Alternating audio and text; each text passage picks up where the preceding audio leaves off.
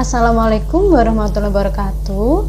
Perkenalkan, kami dari kelompok 3, ada saya Fitri Anugrah Kilisuci Fiarum dan teman saya Ayuni Ifada. Hari ini akan mempresentasikan sebuah makalah dengan topik pelaksanaan penelitian kualitatif dalam setting pendidikan. Mari kita ikuti bersama-sama. Kita akan menuju ke pembahasan pertama, yaitu tentang landasan penelitian kualitatif. Konsep dasar penelitian kualitatif ini adalah studi yang mengeksplorasi dan memahami suatu makna dari individu atau suatu kelompok tentang suatu permasalahan, baik permasalahan sosial maupun permasalahan kemanusiaan. Nah, menurut Moleong, landasan teori dari penelitian kualitatif ini adalah fenomenologi. Kemudian juga ada landasan tambahan, yaitu adalah interaksi simbolik, kemudian ada kebudayaan dan etnomenologi. Baiklah, kita ke pembahasan yang pertama, yaitu tentang fenomenologi, yang mana fenomenologi ini mencoba menjelaskan suatu makna pengalaman hidup individual terhadap suatu fenomena atau gejala. Di dalamnya nanti akan ada konsep diri atau pandangan hidup mereka sendiri.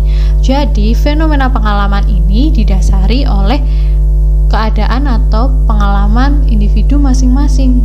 Jadi makna yang akan diperoleh nanti tidak terbatas karena sesuai individunya masing-masing, pengalaman yang dimiliki oleh individu masing-masing.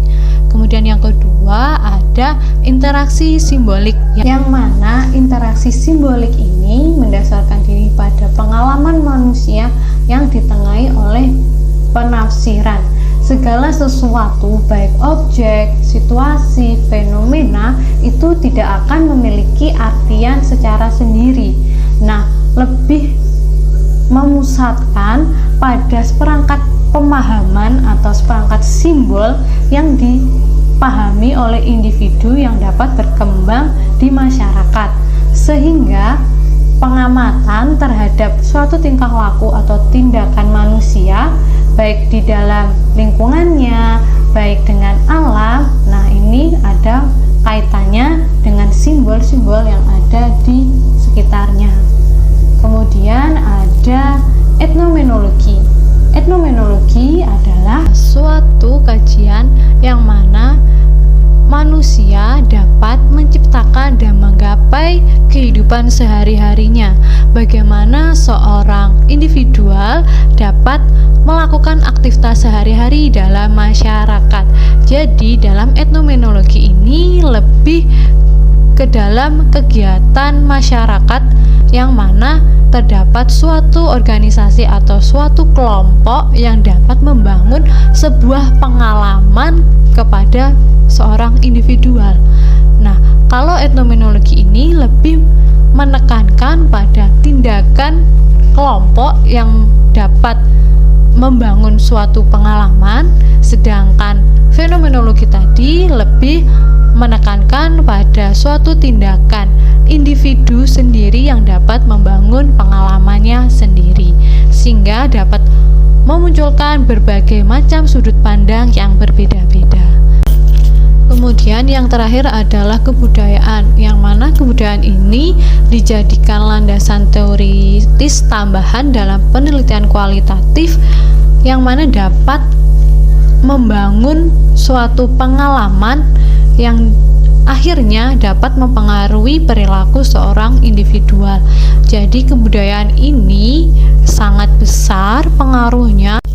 Baiklah, subtopik selanjutnya ini adalah karakteristik penelitian kualitatif. Yang pertama, menurut Criswell ada lingkungan alamiah, yang mana peneliti kualitatif akan mendatangi lokasi terjadinya suatu fenomena tersebut. Nah, para peneliti kualitatif ini akan mengumpulkan beberapa data terkait topik yang ingin dikaji dari beberapa partisipan. Nah, partisipan ini nantinya yang akan menjawab semua pertanyaan-pertanyaan terkait topik yang ingin dikaji dari peneliti kualitatif. Kemudian yang kedua adalah peneliti sebagai instrumen kunci, yang mana peneliti sendirilah yang akan mengumpulkan semua data-data terkait penelitian yang ingin dikaji. Nah, peneliti dapat melakukannya melalui kegiatan observasi, wawancara, atau menyebarkan angket kepada partisipan-partisipan yang dianggap mampu menjawab pertanyaan dari permasalahan yang ingin diangkat, atau dari topik yang ingin dibahas, atau dari fenomena yang ingin dia angkat, seperti itu. Yang selanjutnya yaitu rancangan yang berkembang.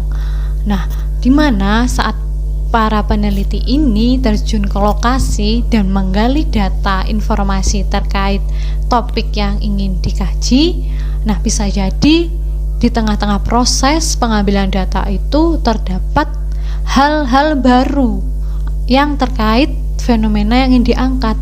Nah, jadi bisa jadi pertanyaan-pertanyaan yang telah dibuat peneliti dapat berkembang lagi sesuai fenomena yang dia dapatkan di lapangan. Nah, kemudian ada beragam sumber data. Nah, para peneliti kualitatif tidak hanya bertumpu pada satu sumber data dalam mengkaji suatu fenomena.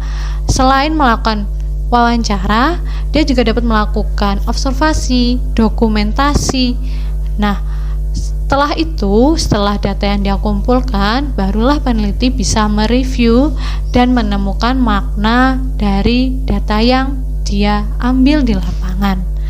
Kemudian ada analisis data induktif, mana para peneliti nanti ketika di lapangan dia akan memperoleh konsep atau tema yang berasal dari bawah. Maksudnya di bawah ini adalah data yang secara empirik ada di lapangan, kemudian ditarik kesimpulan menjadi sebuah konsep yang abstraksi.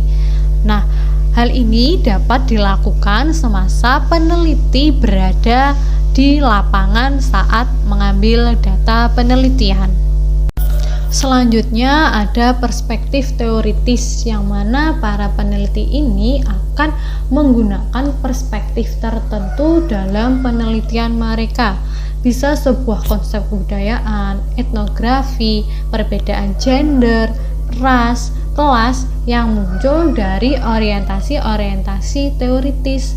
Nah, terkadang pula penelitian dapat diawali dengan mengidentifikasi terlebih dahulu konteksnya seperti apa. Apakah itu konteks sosial, apakah itu politis, atau historis dari masalah yang akan diteliti nantinya. Nah, karakteristik selanjutnya ini adalah bersifat penafsiran, yang mana para peneliti kualitatif ini akan menggunakan sebuah interpretasi atas apa yang mereka lihat, yang mereka dengar, dan yang mereka pahami terhadap suatu fenomena. Nah, interpretasi mereka ini bisa jadi berbeda sesuai dengan latar belakang, sejarah, konteks, dan pemahaman yang mereka bangun.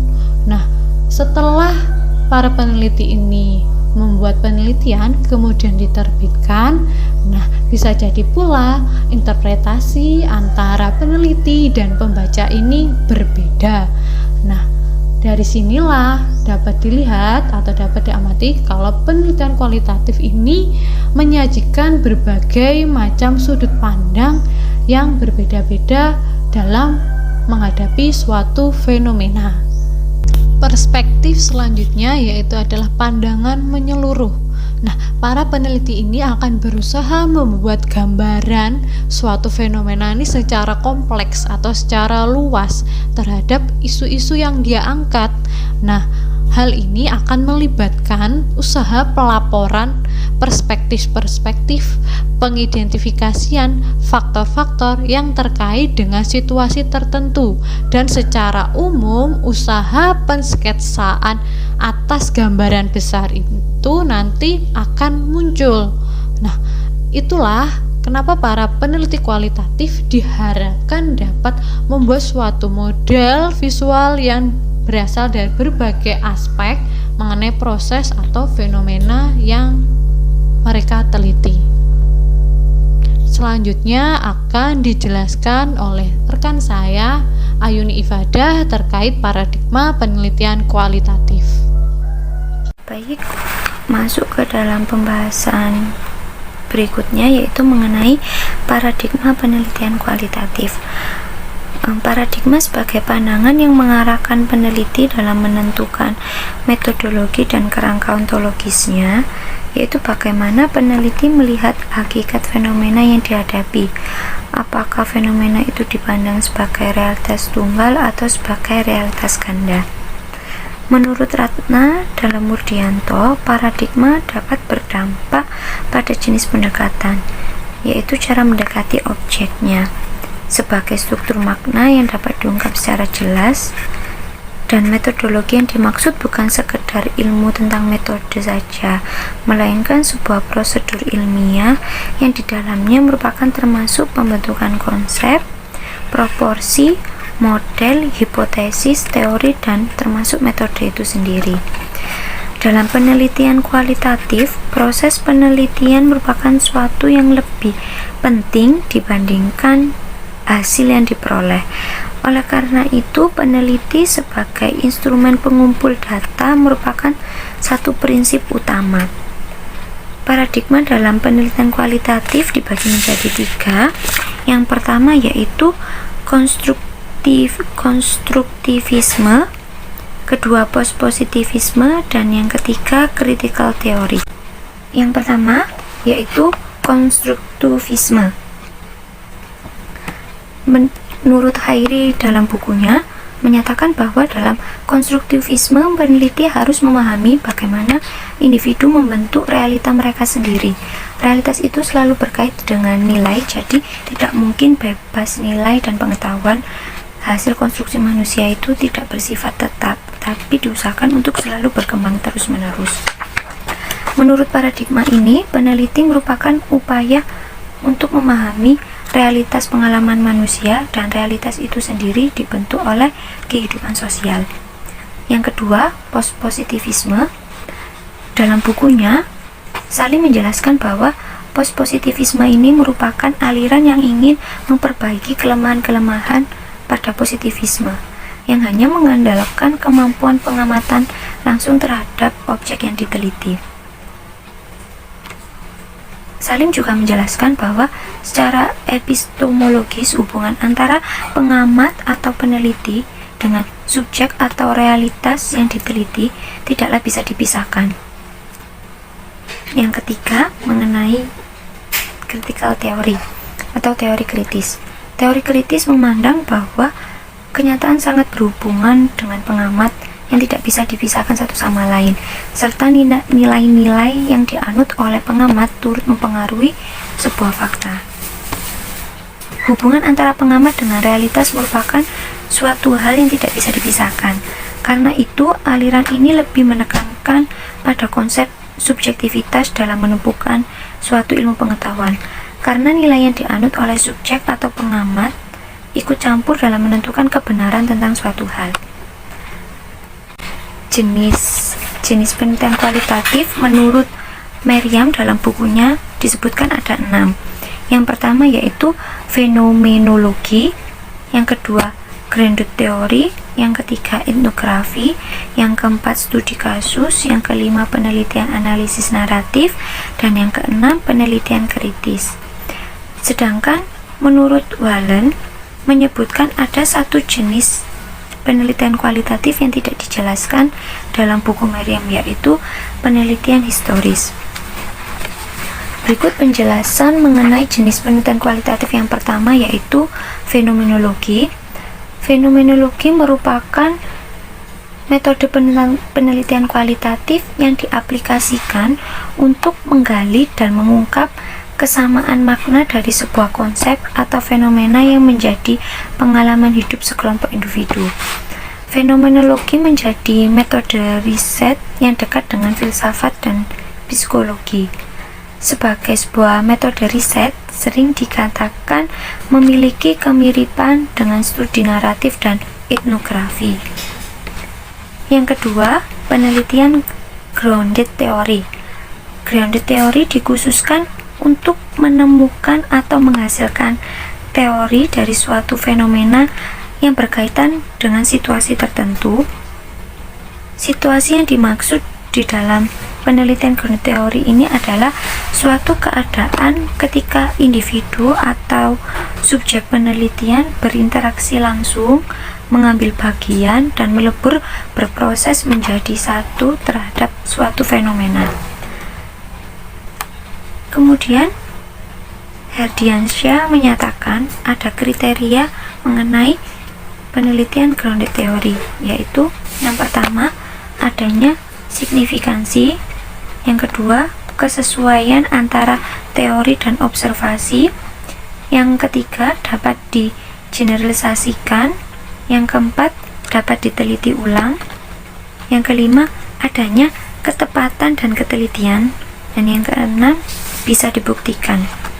Contohnya, seorang guru matematika yang sudah bertahun-tahun mengajar di sebuah sekolah di daerah tertentu.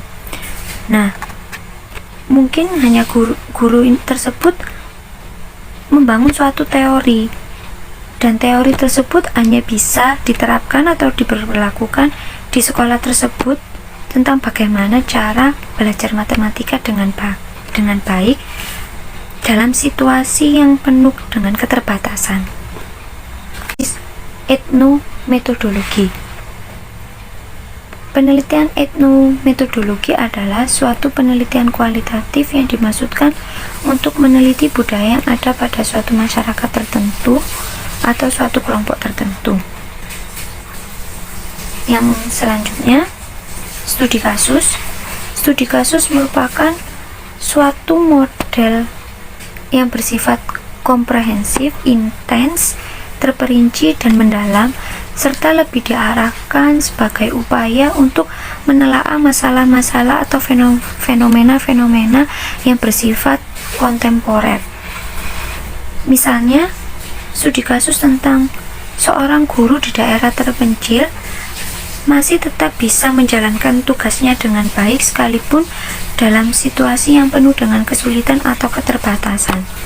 Bisa juga terjadi pada suatu sekolah tertentu yang berhasil menjadi sekolah favorit meskipun di awal mengalami kesulitan ketika baru saja didirikan sekolah tersebut. Dalam studi kasus bisa dibedakan menjadi dua. Yang pertama yaitu studi kasus tunggal, dan yang kedua studi kasus jamak. Selanjutnya, penelitian analisis naratif. Penelitian analisis naratif yakni penelitian kualitatif yang didasarkan pada analisis terhadap suatu narasi tertentu. Misalnya suatu kisah hidup seseorang, autobiografi dari seseorang, dan kisah perjalanan sejarah suatu sekolah. Yang pertama yaitu konstruktivisme. Menurut Khairi dalam bukunya menyatakan bahwa dalam konstruktivisme peneliti harus memahami bagaimana individu membentuk realita mereka sendiri. Realitas itu selalu berkait dengan nilai, jadi tidak mungkin bebas nilai dan pengetahuan. Hasil konstruksi manusia itu tidak bersifat tetap, tapi diusahakan untuk selalu berkembang terus-menerus. Menurut paradigma ini, peneliti merupakan upaya untuk memahami realitas pengalaman manusia, dan realitas itu sendiri dibentuk oleh kehidupan sosial. Yang kedua, pospositivisme. Dalam bukunya, Salim menjelaskan bahwa pospositivisme ini merupakan aliran yang ingin memperbaiki kelemahan-kelemahan pada positivisme, yang hanya mengandalkan kemampuan pengamatan langsung terhadap objek yang diteliti. Salim juga menjelaskan bahwa secara epistemologis hubungan antara pengamat atau peneliti dengan subjek atau realitas yang diteliti tidaklah bisa dipisahkan. Yang ketiga, mengenai critical theory atau teori kritis. Teori kritis memandang bahwa kenyataan sangat berhubungan dengan pengamat yang tidak bisa dipisahkan satu sama lain, serta nilai-nilai yang dianut oleh pengamat turut mempengaruhi sebuah fakta. Hubungan antara pengamat dengan realitas merupakan suatu hal yang tidak bisa dipisahkan. Karena itu, aliran ini lebih menekankan pada konsep subjektivitas dalam menentukan suatu ilmu pengetahuan.